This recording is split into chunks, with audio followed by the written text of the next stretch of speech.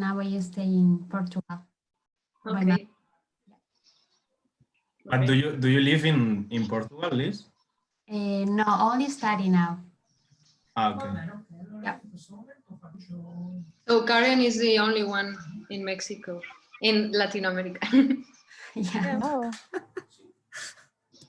Yeah, the lucky one. And sorry, Claire, I actually missed that. Where are you based? I'm now in Spain, in Gandia, near to Valencia. Nice. Okay. I've been to Valencia, Really not to. that Gandia, it's a specific small city. so Yes. I'm from Ecuador, but now I stay in Portugal. We just listen. Sorry, I was answering. Okay. Yeah, I was like, okay, what's happening? Nice. I'm gonna my actually internet, change. I don't know if it's kind of bad because now I'm looking at you a little bit in a delay, but I hope it's better. So if you want, okay. once we start, like just to make a little bit of a review, the idea is that each of you start making your presentation, like maybe in a 3 or 5 minutes presentation. And after that, Pablo Okay. will send some, like tell you some questions about the idea of the topic we want you to discuss. So I really encourage you to just talk between each other, like a, I don't know, like a meeting, normal, friends. like friends, yes. And if you need to interrupt or something because you have an idea, just do it and say whatever you think. The idea is to really listen to different ways of viewing things and know your experience, because we all know that you're working in different things. So we want to see what ideas you share, and the others don't. It's okay also to compare. And once we started, we also, I can mute your microphone because if not, we are listening to your background. I will try, but once we start, you can just start your microphone by yourself and just talk. You don't need to ask for me. And for people that are in YouTube or also here at Zoom, you can write to us in the chat. We will be trying to answering all the questions, and I will be pending to the chat also. If you are okay, we can start. Maybe it's already 5 minutes. Okay, perfect.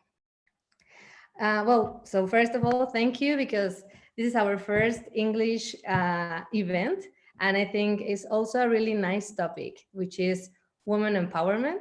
For the people that doesn't know me, my name is Karen, and with Pablo and Claire, we are co-founders of Comu Travel, which Comu is a startup that aims to connect local communities with travelers around the world. And we dream to travel to discover new cultures, reconnect with nature, and create real relations between visitors and people willing to show our lives. But since we can not go out and we need to stay home, we want to create this virtual space to create this community and talk with all these people behind initiatives or projects that are creating solutions for a better world. And today, as I told you, it's our first English speaking event. And we invited 3 women that share our purpose and that have been working really hard to make things differently. So we have Tamara, Christine, and Liz. We see them as 3 inspiring leaders in the tourism sector that will share with us their experience and views on this topic about women empowerment through tourism. So as I said before, for the first part, each of our panelists will present who they are and their work in 3 to 5 minutes. And after this round of presentations, my colleague Pablo will ask some questions to start the debate. So if it's okay with you, maybe we can start with Tamara. Would you like to start? Yeah, of course. Thank you. And hi, everyone. This is very exciting. It's actually my very first virtual online conversation.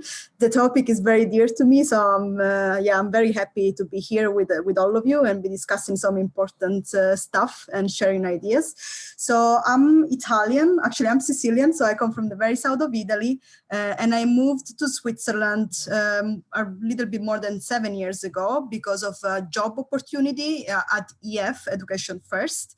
I'm sure I will have the opportunity to talk a little bit more about EF in a minute. But that came not as a surprise. I was actually looking for an experience in a global and multicultural company, because I was traveling a lot before I finished my studies and right after, and I was trying to look for a working experience that would still give me the opportunity to exchange ideas with other cultures and meeting a lot of other different people. So yeah, that journey was very interesting for me, because when I came to Switzerland for the first time, I didn't think that I was going to stay very long, as Switzerland is not, let's say, the biggest country in the world and the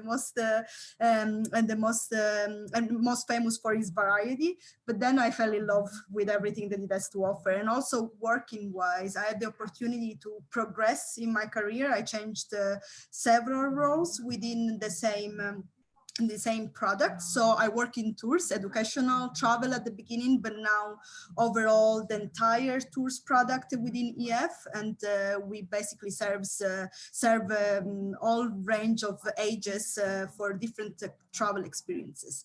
So I have the luck, but I think I also built that luck to be managing people. So I'm in a leadership position, and I fought very hard to get there. So I'm very proud of what I did, but also I'm very proud that I did that with a lot of very cool people. Most of them are women, with some exceptions. So yeah, that is a little bit of an introduction for me. I'm sure I can share a little bit more later on. Perfect. Thank you, Samara. Christina, would you like to go? Yes, but I wonder if you can hear the background crying. I'm just hoping that it's not too annoying. Do you all hear the baby crying? No, actually. Okay, it's fine. Okay, that's good. Well, actually, I'm Christina. I'm from Taiwan, and those who haven't participated earlier, I moved to France, Bordeaux, around 4 years and a half ago, because since I was 20 years old, I've always dreamed about starting a platform dedicated to women who want to travel solo. And I myself have been a solo female traveler since I was 17. And so I have like really a lot of experiences. I've been to over 30 countries, and I have met lots of people, especially women, telling me, oh wow, it's really dangerous to travel as a woman solo. And a lot of men also say to us like, wow, it's not fair, because we men, when we go somewhere, we just have to think about comfort. We don't have to worry about our personal safety. So that question have bugged me for so many years. And it's finally, when I moved to France, I decided to start my startup called La Voyageuse. And this startup has existed since 2018 in April. And we only launched the platform last year. So the idea is very simple, is to help women travel solo safely by connecting them with women hostesses around the world. Basically, the principle and the value that we put into it is really all the women are verified very carefully, and those women are volunteers. They don't charge money, because we really want to create this authenticity between the meetup. So we are kind of, people compare us with couch surfing, but actually, well, it's the same principle, but we are dedicated to women, and we don't exclude men, because our hostesses could live with their partners, their husband. But the idea is to have presence of women so they can feel more reassured. And so far the startup has working really well. I'm quite happy with the results, although until the the national lockdown in France, we were actually seeing the sales raise, and suddenly we have to tell everyone to stop traveling, even though there are so many women who wanted to travel with us. Really, I think I'm not gonna go into too many details, but we are really proud with the fact that we have already helped over 450 women, and a lot of them have never dared to travel solo, to use our platform and gain their confidence and woman empowerment. Thank you. That's super interesting, Christina. Thank So you. now, Liz, I will share with the rest of the people the pictures you sent. Thanks so much. Okay. Thank you. So I'm Liz. I'm from Ecuador. Actually, I'm staying in Portugal for studies. But I want to share some pictures, maybe you can see now, because it's about my project. Is Quinti Travel. Is located in Quito, in Ecuador. But this is, I think, is a different project, because we try to share the real experience with like a communities, but also with rural spaces. But we try to create like a, the real experience, create like the identities from Ecuador, like with gastronomy, with cultural, with historic, with natural places, but not the common places. It's like the unique places. Maybe you look the photos now. It's our market is Ecuadorian people because we need to create this identity, and for the reason is like that. So the main objective of that too is like empower for the people, like men or women. It's okay for us, but it's also for the develop. We know about the develop is really important for the communities, for the rural places, and this one is like the people feel different for this type of work with this type of project too. And so I work with Travolution too. I have the representative in Ecuador, but maybe you know or you heard about Travolution. It's a organization. We travel and work with local spaces too, and teach and so on, and makes a lot of things for that too. And I had a work, amazing work with Impacto. It's a co-working space in Quito too. But this is a really important work for me because I work with startups. I work in develop. I coordinated this space and meet a lot of people there. And I think maybe in this space, I create a lot of a big network. And for the reason, I changed my mind, and now I have this another vision for the things. I have another a lot of tools, different tools now, and for the reason try to create this project. But I'm not alone. I have my team too. I have Anthony, Freddie, and Cinti. It's my team. We are four crazy people try to change the things in tourism in Ecuador. Try to do different things like social things and local things. And for the reason, I'm really excited to stay here. And thank you for inviting me. Thank you. Right. So, thank you, Liz. And I think now is the time for Pablo to start making some questions. Yes. Yeah, thanks a lot for your presentation. The first question is about, so all of you are empowered women, and I would like to know how traveling have helped you to empower yourself. Like I want to hear about your experiences traveling and how those experiences have helped you to be an empowered woman, or have helped you to grow personally and to have more tools to develop your life and your career with the same opportunities and yeah, rights than men. So yeah, the first question is about your travel experiences and how had those experiences help you.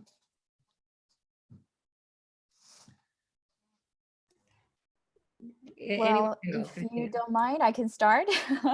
Well, actually, it's hard to believe, but before my very first big trip and solo trip in Europe, I was a very shy girl. Like, I really couldn't go to anyone to talk, and I just feel really lack of confidence. So I realized after the first solo trip, the reason why I feel so addicted to that feeling, it's not only the freedom, you know, like the fact that you are kind of exposing yourself in the unknown. Like I first traveled to Thailand, where I don't speak the language, and so you feel like you're constantly facing challenges, and you are constantly thinking about solutions while thinking about your safety. So all that thing together make that you have to find way, and sometimes you need to listen to your intuition. And so after that first trip, I realized when I came back, I feel so much recharged, because the fact that you are alone, you have to go to other people. You're kind of forced. Otherwise, you would just kind of be lonely, because a lot of people often link solo trip as lonely trip, but that's not really the case unless you decide to not talk to anybody. And also when you are traveling solo, people usually come to you. So in my experience, it's empowering because it really gave me a lot of confidence and really showed me that I am so much more capable of doing things that I couldn't have imagined myself doing. without having the experience. And you can see like today, after 17 years of traveling solo, I can see so much progress in myself, in addition to the confidence, but also the intuition, and also the open-mindedness. I think it's so important because before I used to have a lot of misunderstanding about lots of different cultures. So above all, like all this add up to the woman empowerment. And I feel really recharged. And every time I feel like, okay, that I'm getting like really, how can I say, like really tired and really like overwhelmed by my life, usually I would go on a little weekend to really find myself back, to recharge myself.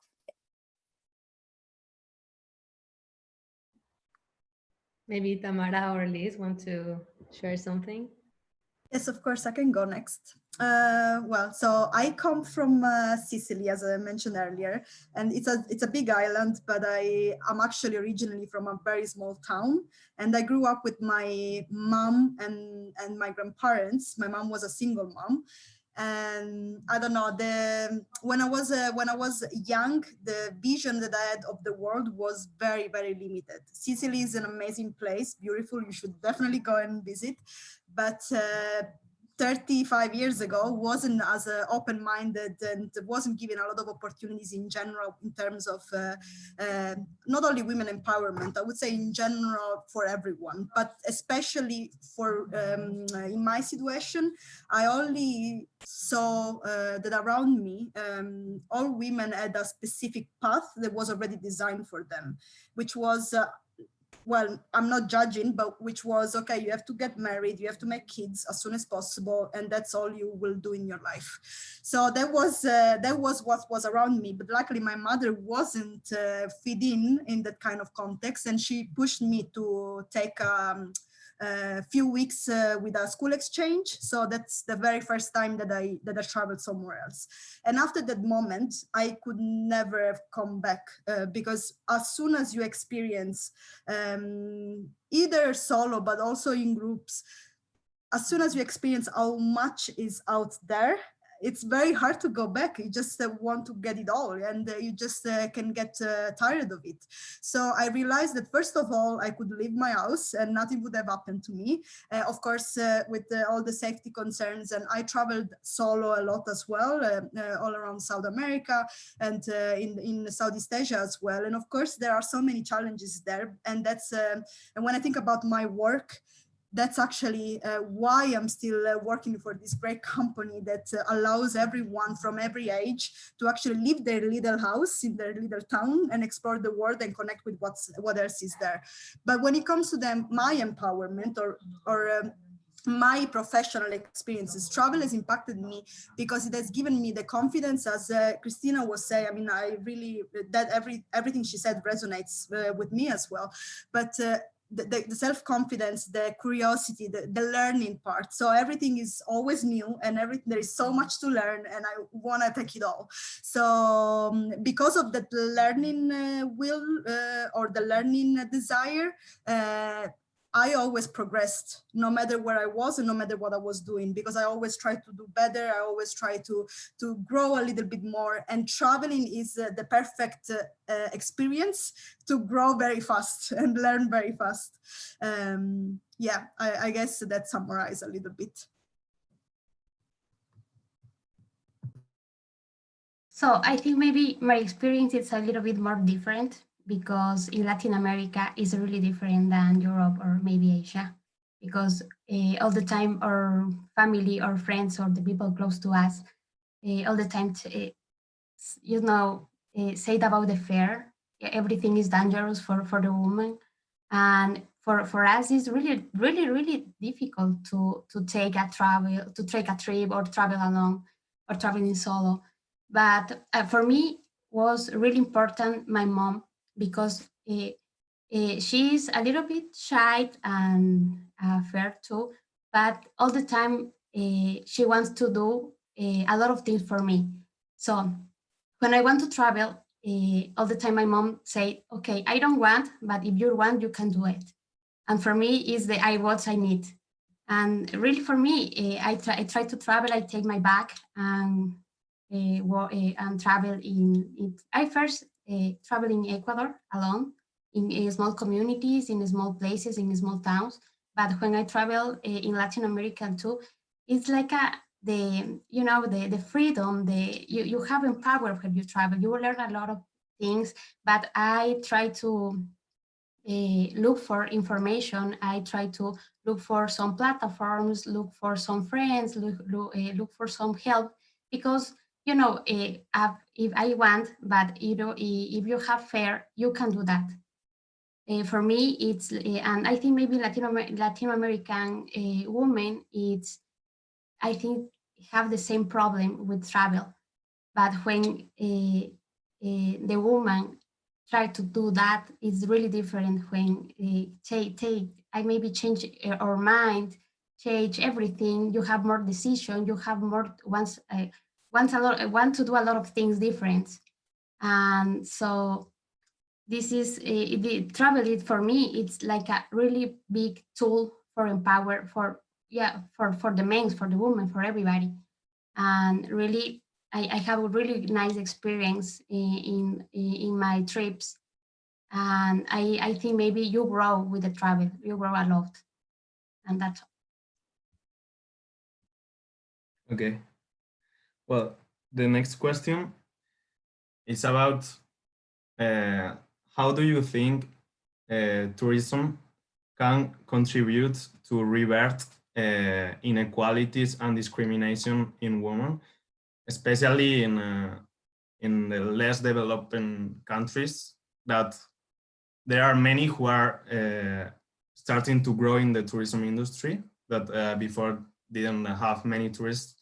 But yeah, what do you think there are the main aspects in which tourism can contribute to reduce these inequalities or to revert these discrimination issues or inequalities?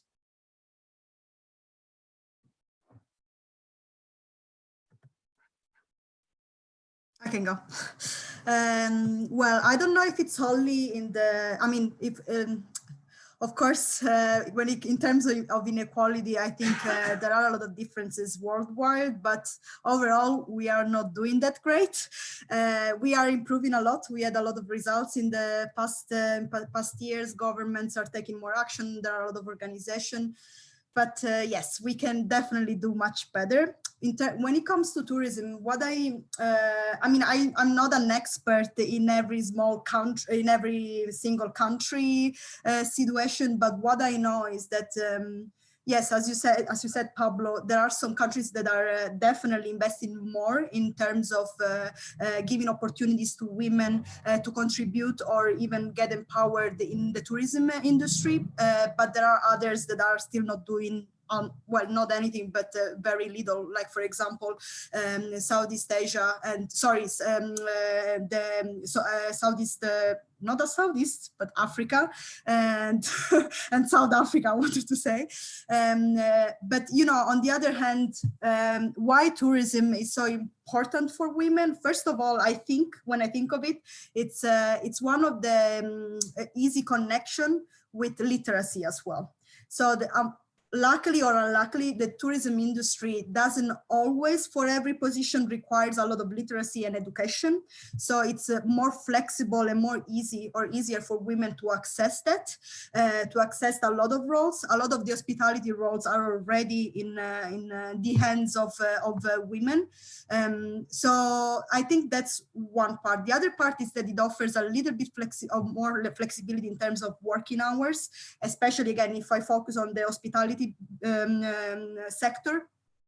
So women are still holding the household leadership, so they still take care of, in many countries, of the household, of the childcare, providing for food, providing for their elders and their communities. So they actually need that flexibility. However, the gaps are very big. There are, when I was mentioning South Africa or Africa in general, like the distances there are much longer. people cannot really go very far. Mobility is an issue, financial access is an issue. So that's why you have this disparity between countries in terms of occupation for women. However, why tourism is important, because as I was saying, it gives a little bit more space for the women to enter the job world. But also it seems that as soon as you get in the workforce, there are still opportunity to grow. So I was so interested in also in the experiences, working experiences that both Christina and Liz have. The fact that they are really holding a leadership position on travel companies and being entrepreneurs as well. And it's so great to see that, but it also tells me that somehow the travel industry, when it comes to starting up something, maybe doesn't require the same amount of I mean, of course, it requires financial aid, but it's not as massive as other industry. So maybe there is a little bit of an easier access into that. The bet is big, but it doesn't have the same amount of risk that other big company have. And maybe, you know, you don't need the same tech or the same business background that other many industry requires. So that's why I think I'm not gonna say it's an easy win, but it's an easier access to the workforce for women. But of course, there are disparity everywhere, I would say. I don't know if Christina and Liz have more to add into that, and I can jump in again later otherwise. I will be focusing more on the part of inequality in tourism for women.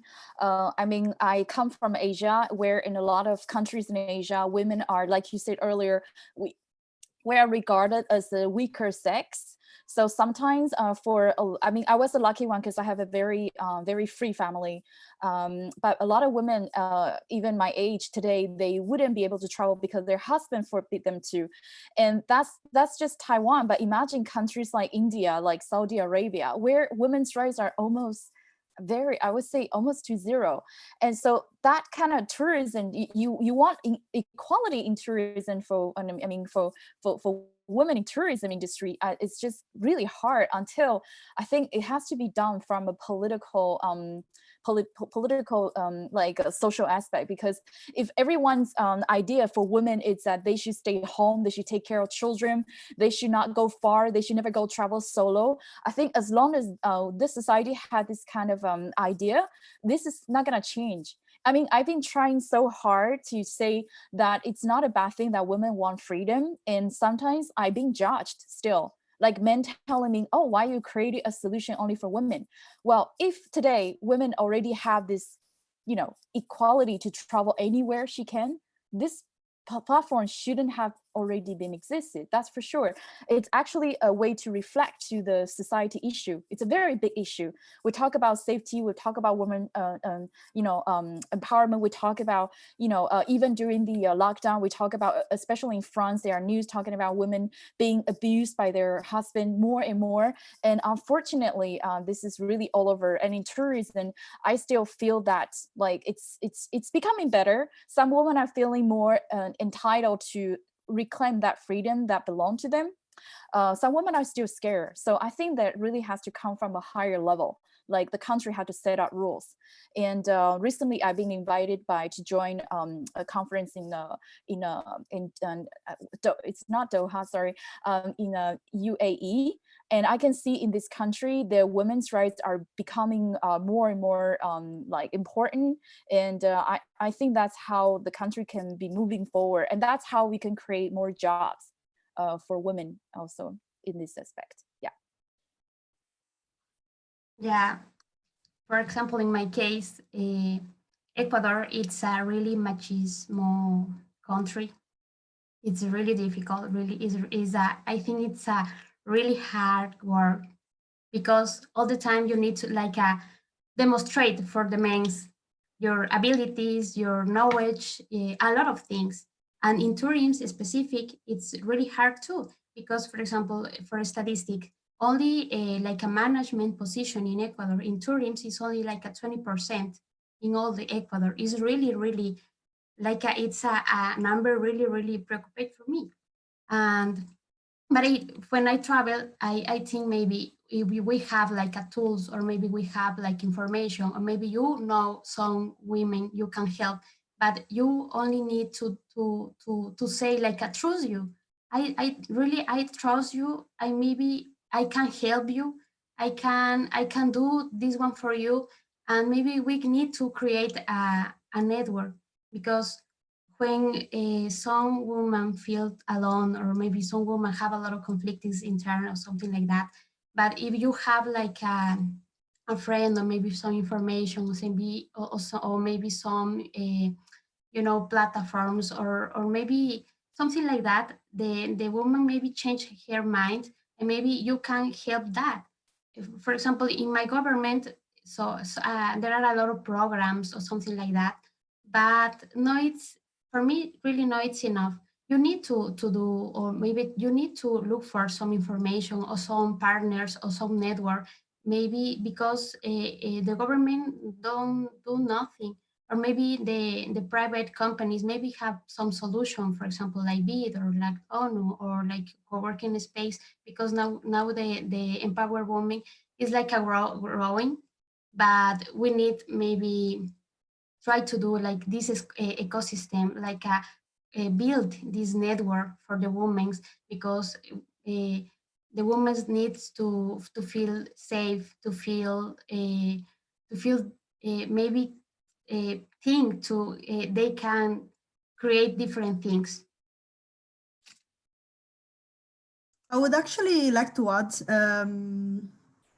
I mean, I was thinking, of course, again, like this is a very difficult question if we dig in into every single country or world area.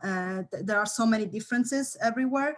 But I was thinking, that recently I've been finding myself reading so many good news towards some progresses that everyone at every level, from the private sector to the government sector, are taking place to help changing the gender bias, either the way the laws are set up or the way that tourism is set up.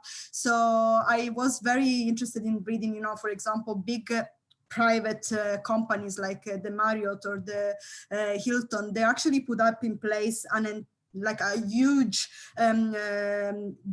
gender equality or women empowerment program that it's actually aimed to educate, coach, and make sure that their employees, the female employees, get enough support in terms of flexibility or learning experiences, stretch assignments, whatever that is, so that they actually can grow in their career, so they don't just stay at cleaning up the hotel rooms or serving the coffee at the bar, but actually that there is a progress in there, because everyone starts finally to realize that a society or a community where there is more equality will actually prosper. Everything will get better if everyone has the same access to rights. But I think this group is very aware about all the benefits of having equality. So I don't think we have to really make a point for that. But I see some lights at the end of this tunnel, right? I also see a lot of programs. Also, because of work, I'm in touch with a lot of different realities, and we work a lot with small communities as well. All around the world, we do service learning programs. We do a lot of community service in general, in Ecuador as well, actually. And I see the kind of work that these small communities in there are doing to make sure that there are, first of all, they are very focused on sustainability, but also they are very focused on making sure that the community itself is empowered, and that there are social interactions with the tourism, with the tourism agents, which is healthy and which is not exploitative, which is very important, because we are always, sometimes tourism can have also some counter effects. So the fact that now that there is this attention, we're also designing a program. And I think actually what you're doing with Comu, probably it's exactly that. So designing a program focused on tourism that has also some, some specific key points that will guarantee that there is gender non-biased lens in it. I think I've seen a lot of that, and I think this is the right way to go, because as Christina said, it's true, we have We need to have some sort of government and in general, all the institution help. But, usually this stuff always starts from the grassroots movements as well. It starts from us. So we have to make this network, but we also have to empower other women and other people around us to empower other women so that actually this can have a ripple effect that goes beyond the government or the single nation. Yeah, I'm really according with Tamara. We need to empower for the other women in the small places, in the small communities, because, for example, I want to do some numbers. In Kinti, we have like some suppliers in some like a hotel, restaurant, activities in tourism like that.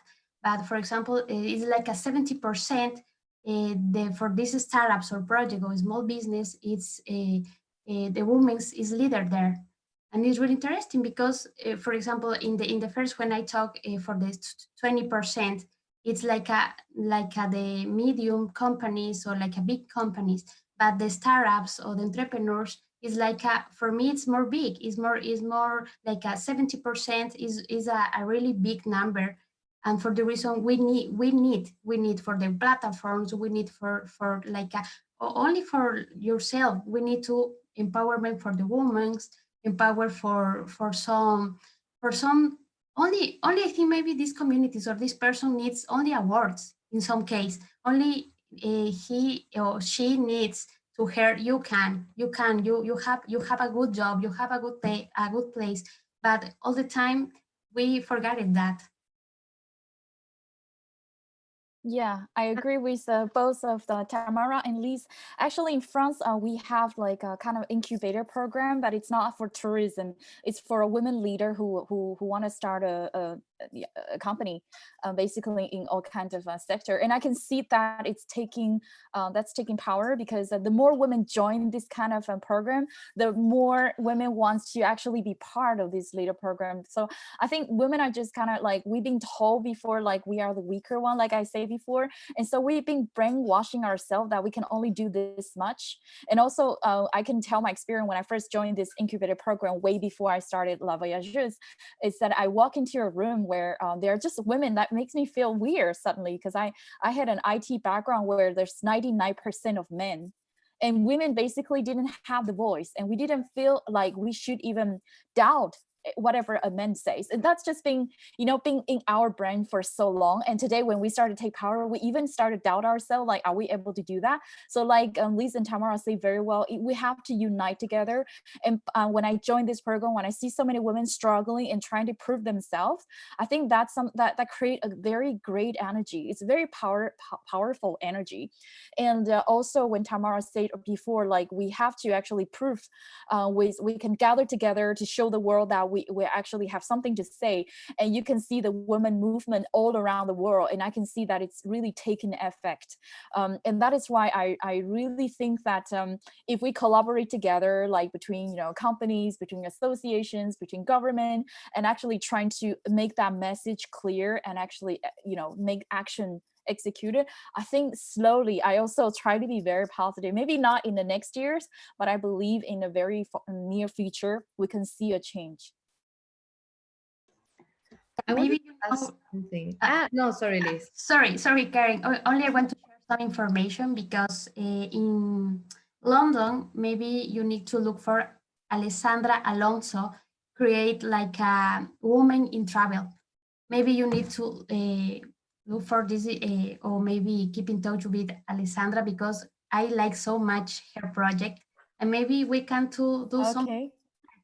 It's really, really nice. Yeah. For sure. I also like both of your project, and I think there's definitely some synergy here, because we already started working with feminist associations and also some other startup who are actually promoting sustainable tourism. So I think whatever you do, I think it's so much well linked with all these subjects. So yeah. Well, actually, my question is a little bit more for a debate, because is how can we work to change the way we think about that we are super delicate and that we cannot do the hard work? I think it's also like even in my family, my brother is like, no, no, no, I can do this because you're going to get hurt. And it's like, it's only a box. I can carry a box, you know? But for my brother, it's like, you are a baby, my baby sister, and I need to take care of you. But sometimes it bothers me. And it's only one example in my family. And then you go to the work. And actually, I was reading the comments in YouTube, and Fernando, one guy in the chat, put like, in the cruise ships, a lot of work has to, they think they need to contract more, to hire more men, because it's a hard work. If we need to do something in the ship, and there is like some emergency, we need more men because they can react, because they are stronger, because they are, you know, like powerful. And I think it's also one way of thinking, but I don't know, what do you think about that, and how can we change the way of thinking? Because it's like, it's part of our culture and part maybe of our education, but what would you do to change that? Yeah, I find it very interesting, this question, because it's a contrary in my family. Although I have 3 brothers, I'm actually the stronger image in my family. I don't know why. I think it's because I'm being so you know, so much like yeah, bugged by all the people telling me since I was a little girl, yeah, girls are not supposed to do hard work, girls are not supposed to be, you know, bullying men or other people, girls are supposed to be very shy. Well, that shy part I didn't change, but for the rest of it, I was always the person that spoke louder than my brothers. So I grew up in this environment, so I always feel like I think it has to do with really like culture as well, and also your upbringing. I mean, it's like if you ask the opposite question, like, do you think men can be accepted if they act kind of weak? I think still today we find it hard, like, to see a man who cry in front of everybody. So I think it's just like, it's just been the way it is, and I think it probably will be quite difficult. And sometimes it is true, like, we try to prove so much, and sometimes we forgot that we still have to keep that feminine side. So I think the important is really how you you know, try to show yourself as a feminine part, but at the same time show your inner strengths. I think sometimes you don't have to show strengths by, you know, being physically strong or something, but it's more in your mind. Well, that's just my take of this. Yeah, I think only, for example, thank you for Christina for share that. And only I think maybe the men's have force, or it's only in the physical part. It's only we have a, this is a, for me it's a little bit different for the physical part, because the men's are more strong than us. But in the another parts, I think maybe we have all equality. We need to, we can to do the same things, the same words, the same decisions. And for me, only the difference is physical, like that. I think this is a very interesting one. As I was saying, I grew up in a very female, strong leads family. So I never experienced that myself, where I felt that I wasn't strong enough, or if I had to rely to a male figure.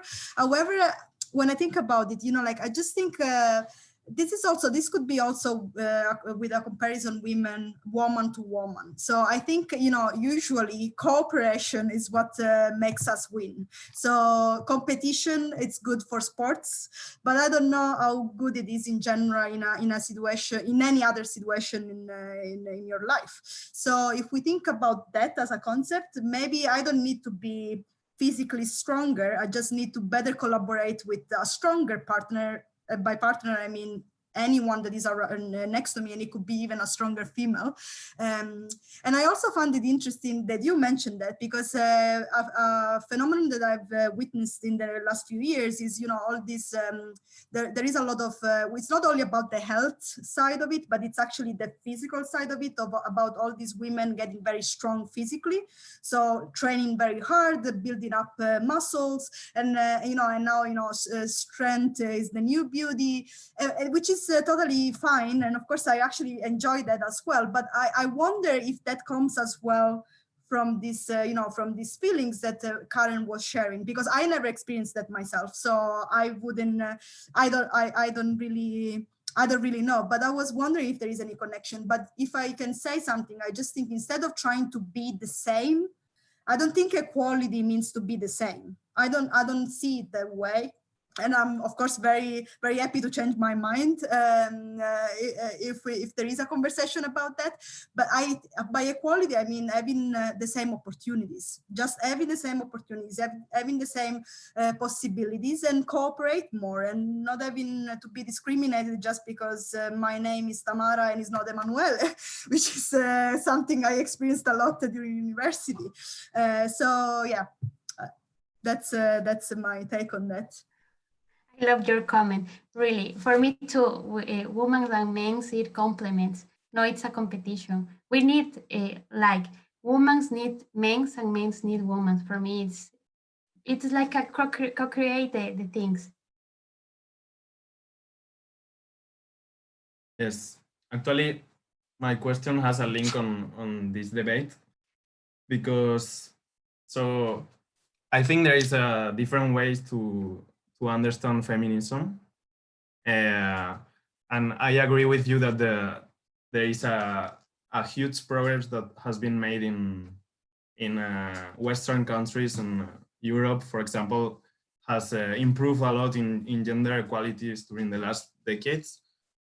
But do you think tourism can pose a risk because other countries have their different paths and their different ways that they are little by little changing? Maybe they go slowly, but maybe while traveling, for example, like European women want to help other women, but they don't understand the reality, and they don't maybe understand their culture, but they want to empower women, but maybe they can create another issues. They can maybe break the equilibrium between that exists in the society. So do you think there is a risk in this a way that while traveling, women can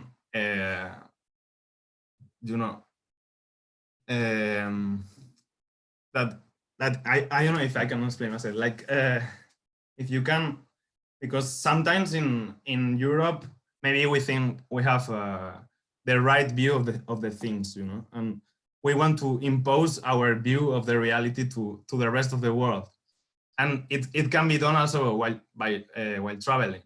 So what do you think on this regard, if this impose a risk on the ways that other countries are developing themselves in this gender equality issues? Well, so I think it's very funny question to start with, but no, I think there are always risks, because whenever we travel, we are still somehow not invading someone else's space, but there are different ways of traveling, and being respectful should always be our first priority, right? So this is not only about women empowerment or equality, it's about everything around travel. However, I also think that traveling is about building connection, deepen your perspective on things. And I heard a lot of very positive stories, and I read a lot of very positive stories about women on other countries, underdeveloped countries, that as soon as they come in contact with not only European but American travelers, mostly other women, they see that there is another way to live. Of course, there might be a risk, and might be, that things are changing very fast everywhere. In some places a bit maybe less, a bit slower, but it's modernization somehow, and globalization as well. So change is inevitable. I just think that I just think that some things still will need their times anyway. It doesn't matter what I go and tell to a woman in a specific community out on the other side of the world. There are still so many different things that are interconnected that my input, of course, might be impactful anyway, but it won't change anything that is not meant to be changed. So it really takes a lot of efforts and a lot of voices to actually make the change happening. So I don't think it's risky until it's unless it's respectful. Or did I say that right? So, I mean, as long as we are respectful in our way of traveling and connecting with other communities, and also respectful of their ideas and their take on what a woman role is in their society, I think it's, I think we should be more or less safe. But of course, I mean, it's a very hard one. I don't know. I think probably Liz and Christina have a very different perspective, coming from very different sides of the world. Maybe mine is a very European centric opinion. Yeah, well, I actually, I more or less agree with you. I mean, I consider myself to be the respectful one. So of course, when I travel to different country, I can already see immediately there's always a cultural barrier. Well, on top of the language barrier. So there are times that I feel extremely uncomfortable, but in that culture is considered as totally normal. For example, when I first came to Italy, I remember you guys love to do the kisses, the baci on the cheeks, and I sometimes find it really uncomfortable because that sometimes kind of like invading my personal distance. Like, and I feel like in some culture you like to talk to people like at a very extremely close distance. Well, but when I went to Finland, that's extremely different from Asia again, because they always keep a minimum 1 meter between them because they are so used to a large space in their country. So it's just about like really how to, like you said earlier, Tamara, how to really be respectful. And I think as long as you are respectful to one another, and and I think there's no risk.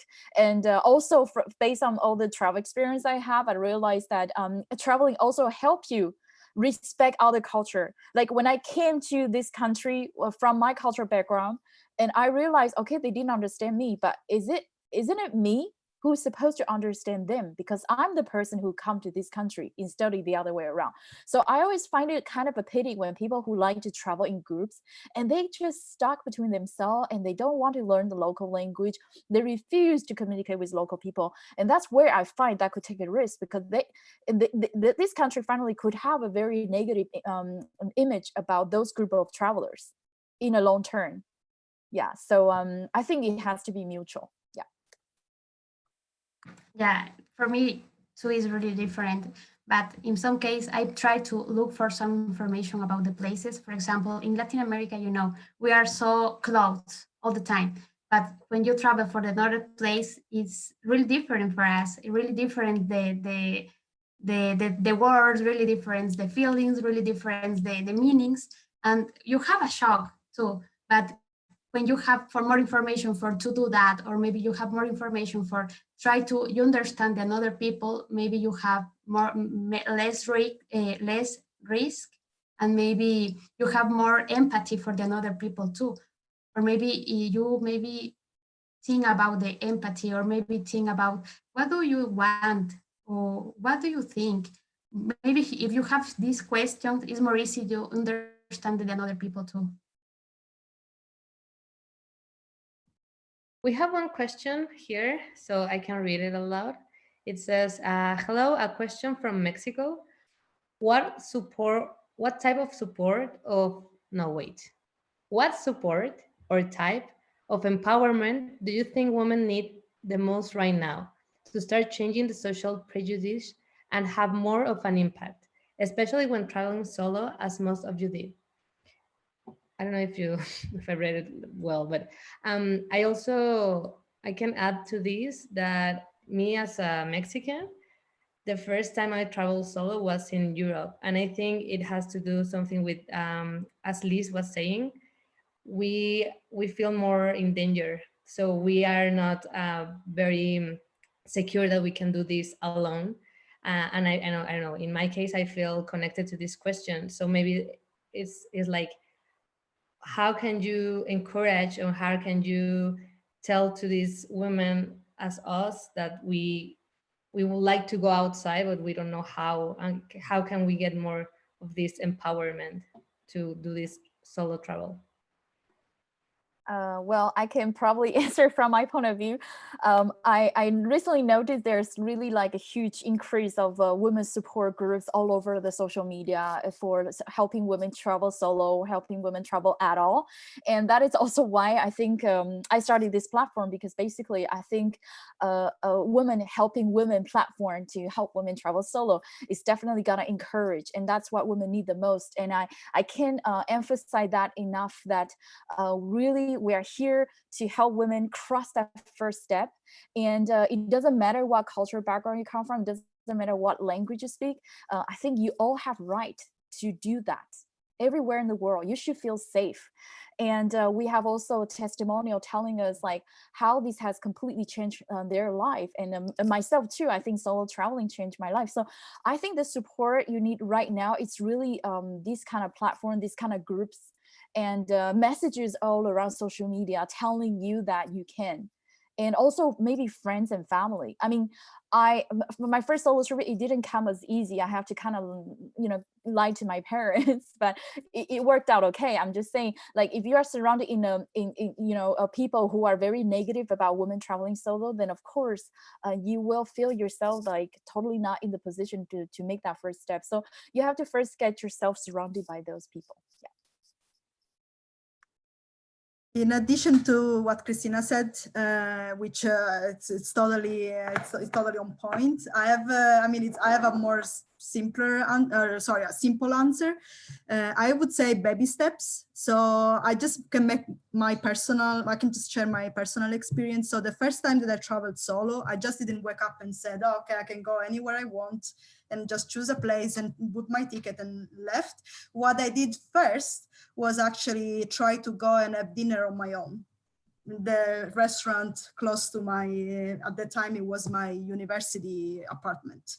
So like it's baby steps. You try things out slowly doing things on your own. I know not every place in the world allows that. That's why again we are having these conversations, because there are places where not even leaving the house is an option if you're not with someone else. So please take my words as a very general, in a very general manner.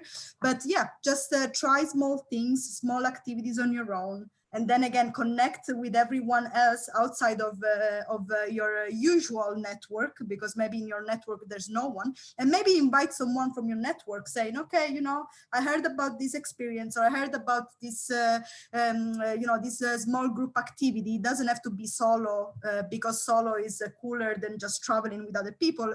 Solo is very empowering.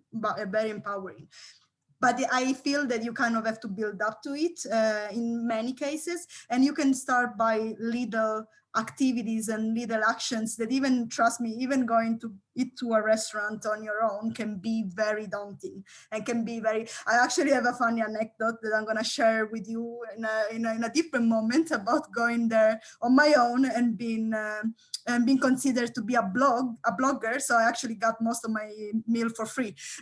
And I was just trying to learn how to do things on my own. So yeah. Yeah, I'm really according with Savara too. The step by step is really important. Maybe the information and the platforms too is really important. But for me, really, the network is more important. Your friends, the friends of your friends, the information, the groups. For example, when I don't travel alone. When I was in the high school, but I have a lot of information. I have a lot of friends for the other types of countries, and I have platforms, information, conversation, coffees, and this type of things inspire me for then take the decision for travel. But Tamara, I'm really according with you. It's step by step. Maybe take the dinner alone. Maybe go for a small city close to you. It's like a process. No, it's so fast. It's a process. Okay, I have maybe the last question. So, how do you see this current situation with the crisis in terms of the tourism industry is probably the most affected one, and it can be an opportunity to reinvent this sector and to create a new tourism which is more sustainable, more fair, and more inclusive. What do you think it can be the role of women on this transition after this crisis? And do you think it's gonna be different that the role that was before? Or how do you think a woman can, have an important role on this transition, and that this transition can be done quicker, maybe? Because some like many people say that maybe if the world will been ruled by more women, it would have been different, no? And probably much better. So what do you think can be the role of women in this transition after this crisis within the tourism industry? So like the woman that works on this industry. That's a very interesting question. Actually, I don't know, but I would say it's more, it depends on both men and women. But since this question is addressing to women from a woman's perspective, and I would say since the crisis has started over months ago, we can see that there is a lack of confidence in this world, lack of confidence in tourism, in everything. And I think there's something very powerful that usually it's mostly, well, not usually, most women have it. And it's the solidarity between women. I think women's position in this is to actually encourage this solidarity, to actually open up to other women or even men, saying that, okay, we have to all work together. And I can see this thing already happening when, because I've been observing whatever is going on in the travel groups, solo travel group or just travel group in general.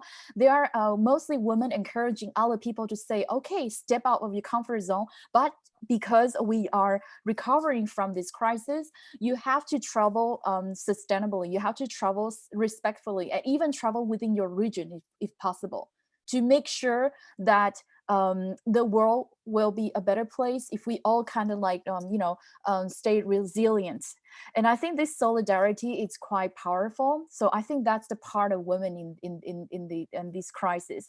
And also the second thing is, I think like I'm actually at the same time reading the question from Laura, and I can totally understand how you feel in terms of the women feeling unsafe, especially traveling with a baby. I have also seen a lot of mom after, during this, lockdown, she has expressed that the feeling she really want to just go away with her baby.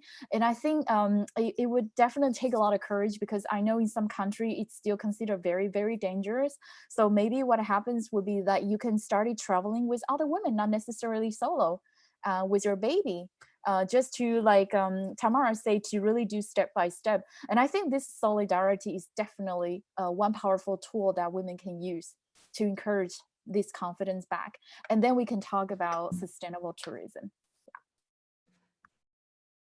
Yeah, for example, in my case, I think the women all the time we have a social vision. All the time I think maybe the women all the time we think help people, help people, help everything, help everyone. And for the reason, I think maybe we need to create some spaces like that. Now we have the internet, we have this type of opportunity. We need to create like some like that spaces to talk with the actors too, because in our case we have like a companies or platform or startups, but we don't know what the actor need or want. And for the reason we need to create, I think maybe first talk with the actors, talk with the people in the spaces, in the rural spaces, in the communities, or in the countries, because when we have the information for the base, for the actors, we can do solution with the people too. But for the other hand, I think maybe we can look for information for example, the BID, ONU. We have a lot of projects, we have a lot of information for post this pandemic, and maybe we can do some projects or some things in social media, or maybe we can, the important thing too maybe is work with partners. We need, I think maybe now no, it's important the money, but it's really important to make the network and maybe make like a community, like a really big community to help the people in the countries, in the different continents. And really for me, it's really important to the network, the spaces like that, or and talk with the actors. Well, I think Christina and Liz provided a great answer. I just can add, so if we look at the different crises in the past, most of them usually were felt more by men because it was always very financially related. This one is a very different one. We don't know enough yet to understand what all the repercussion will be. But what we know already is that the tourism industry has been severely hit, but in general, the industries. So, and it basically went directly to the jobs that usually women have. So, you know, after the jobs that usually women have. So again, hospitality, restaurants, restoration, and anything that has to do in general with a lot of low income as well. So we will be the ones, sorry, by we, I mean, women will be the ones most affected by this crisis. And I want to add as well, just because yesterday was Earth Day, also by the climate crisis, the women will be the ones that are going to suffer more. So if we take that in consideration, then you have the other part of the world, which is not the other men, but women that are in a better position. So all the leaders, all women in not only in leadership position in the private sector, but also in governments. I think this is going to be a really big signal to actually start act on it and actually start advocating for other women. You know, like I think in small as well, you know, like for the people that actually still have work and still have opportunity to sooner or later to hire, maybe also think about that next time, you know, when it comes to, of course, without making biased decision, but, you know, maybe giving more opportunities to other women out there. And if you have already women in your network and you're working with them, support each other, you know, and train each other and try to advocate for each other, because again, that's how we're gonna raise up. So I don't have actually the answer. I don't know, except for what Christina and Liz already said. It's true. I mean, we are great at taking care of everyone. So we are great at that. We are great at connecting with people. We are great at being selfless in most cases. So I think that the world in general needs that. And then I wanna add as well. I mean, I don't know if you did. I guess we've been reading that the countries that are doing better at managing COVID crisis are actually countries managed or led by women. I mean, of course, this can be a bit controversial, but you know, it is a signal, right? That maybe in a crisis mode, we are the ones that are more maybe resilient. But as Liz said, we are always thinking about our society and the people around us, our community. We are selfless, as I was saying before. Of course, again, this can be a very general approach, but I do think that again, like for the ones that still have the opportunity after this crisis, we should really look out for each other and we should really lift each other up, because it's going to be very bad on us. It's going to hit us very bad like everyone else. But I think, again, when it comes to tourism, and if I think about my everyday work, from one side, there is the people I work with, and then on the other side, there are my customers and the people that we work with supplier-wise. So we could also be very mindful that by enabling people to travel more, we could actually, you know, help a lot of economies out there, a lot of small communities that actually, even if I think about my hometown lives out of tourism. So if that is not happening, the economy is gonna suffer a lot. So actually, you know, we can also be mindful for our future plan, every travel plan. Everyone is already thinking about the next time we can travel, I think. So also be mindful of who has been affected and how much impact some communities have experienced. Maybe we could make more mindful decisions. I mean, these are very small actions, but all together, I guess it will be impactful. Yeah, and maybe I think maybe the local tourism it's really important. Yes. The local tourists, I think maybe it's the principal tourist. Maybe when this finish, maybe it's activity, and maybe we can do something with your countries, or maybe your place is close to you. And I think maybe this time is really important for learn, for teach, for maybe share information, because now we have this one, we have network, we have like a share. We need a like a network for support for this type of crisis, because maybe no is the first one, maybe we have another crisis like that in 2 years, in 3 years, we don't know that. But for the reason we need to create a strong basis for to do something like that.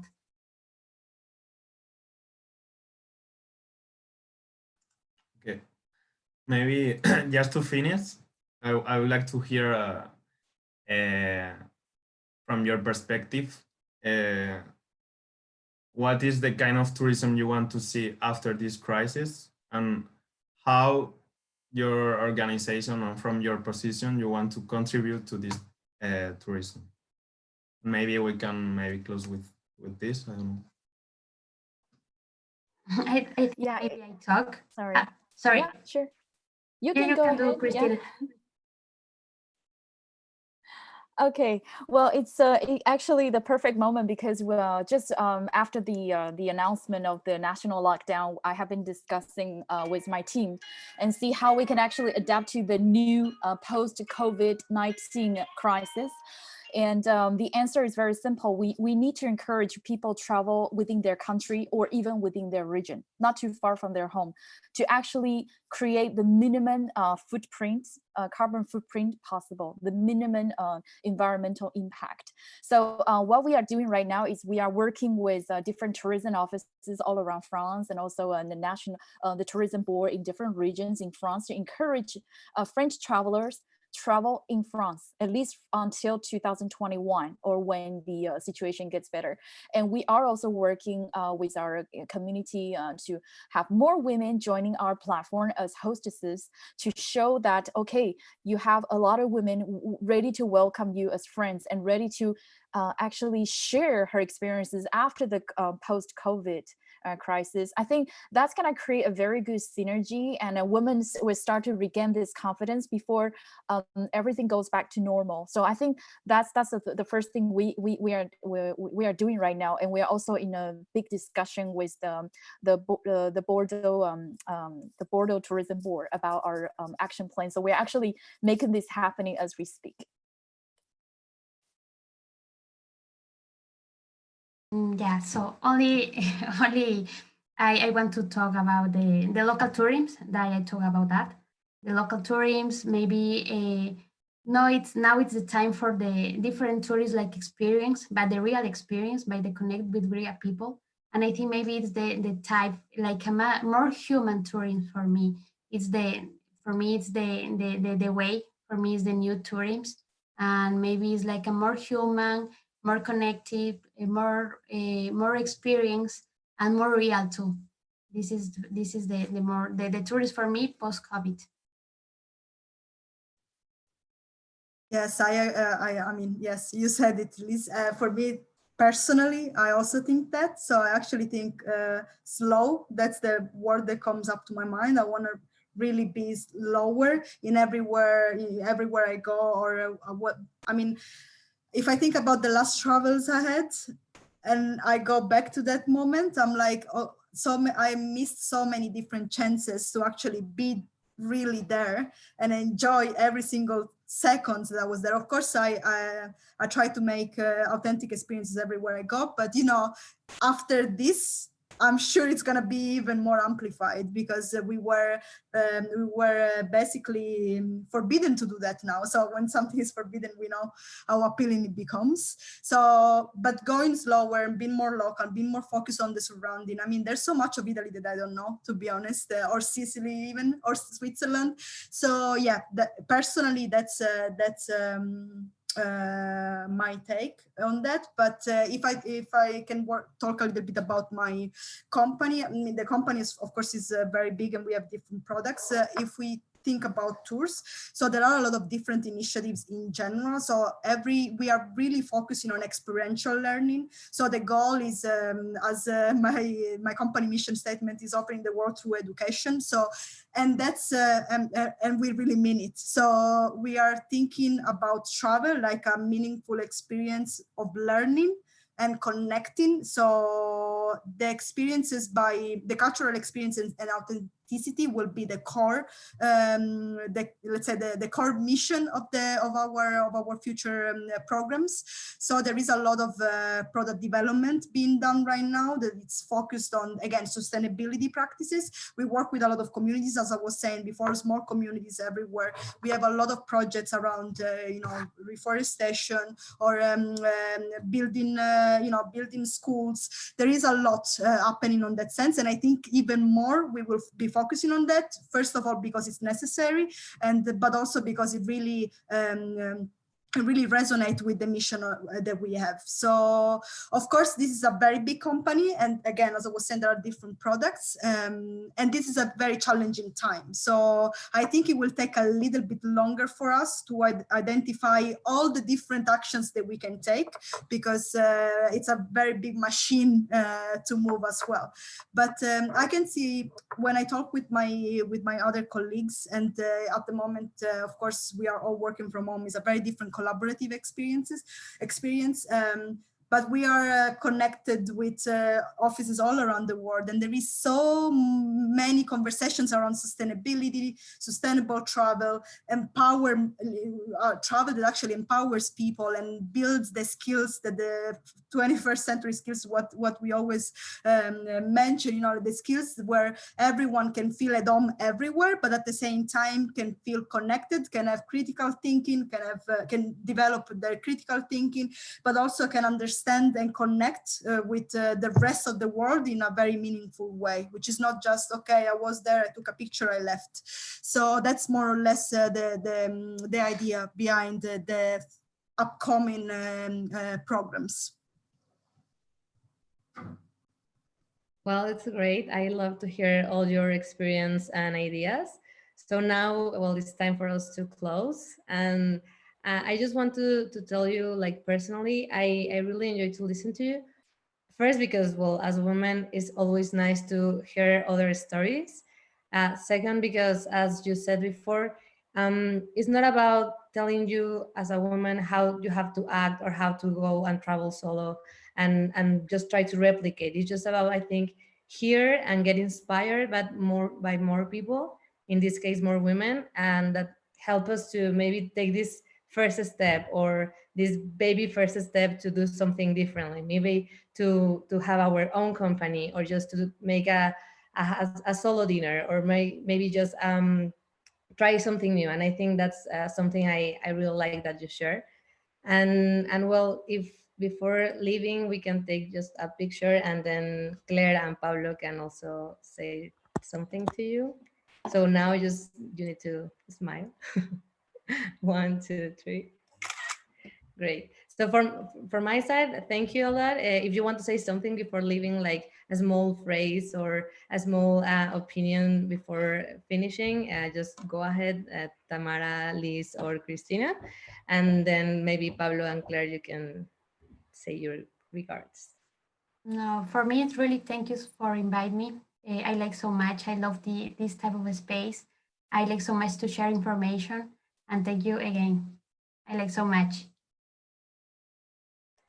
Thank you, Liz. Maybe Tamara or Cristina, you want to say your regards? Yeah, just again, of course, I want to thank you all. It was very, very interesting and nice to hear all these different voices. But also, like, if I think about in general, I'm not very familiar with the audience out there, and I don't know the ages. But if there is someone that is younger, or if there is someone that that doesn't have hasn't had the opportunity to experience all the things that they wanted to experience, I just think like sometimes you just have to think, okay, I'm just gonna try. And even if you don't feel well about it, I think that by making the experience once, you can build up on it. So don't just stop because of fear, but just again, yes, the baby step, but in general, try a little and see if it works. And usually that's how you build up in experiences and results as well. But thank you all for listening and being with us today, and for the opportunity, of course. Yeah, I'd like to thank you also. It's been really a great pleasure to be speaking with other women leaders and also all the team from Camu Travel.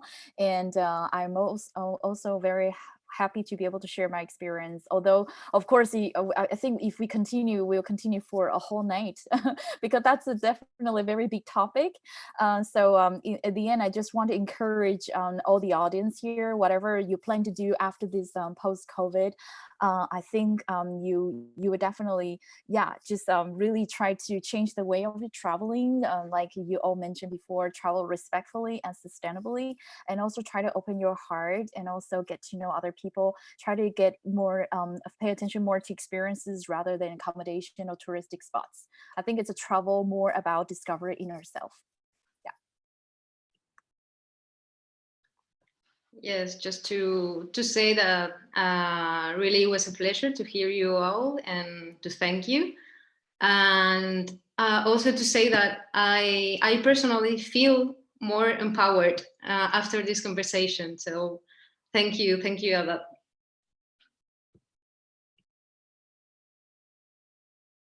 I am the only man in this room.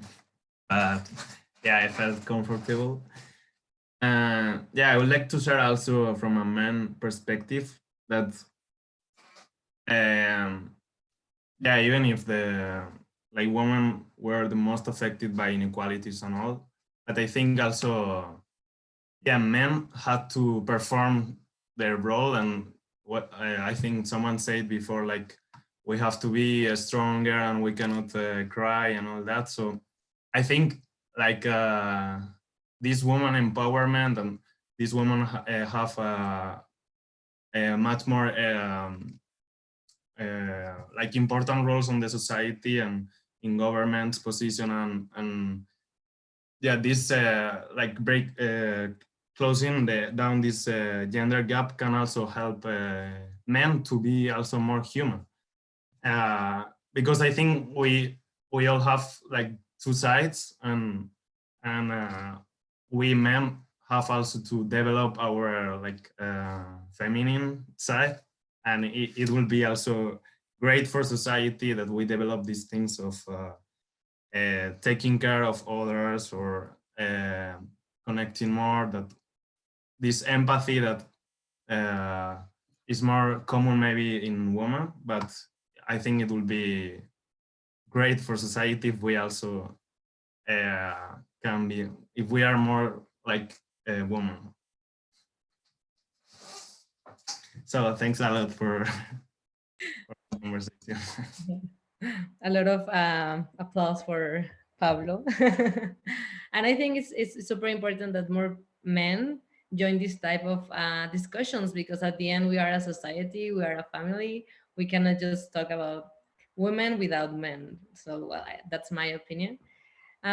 Thank you, girls, and Pablo, and the people that is watching, because I think we need, like I said before, we need to say more aloud what we are doing, how we are doing it, to get to know more of these projects, or your institutions, and also from different perspectives. That I think that's really inspiring and also important, because we need to do more, but also by knowing that we are not alone. Like there are a lot of things going on outside, and we can do more things to get together and to make things better. So thank you a lot.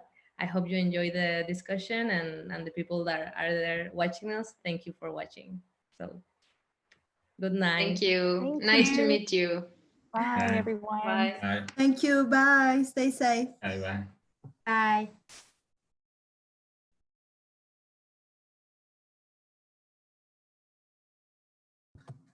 Thank you, Karen.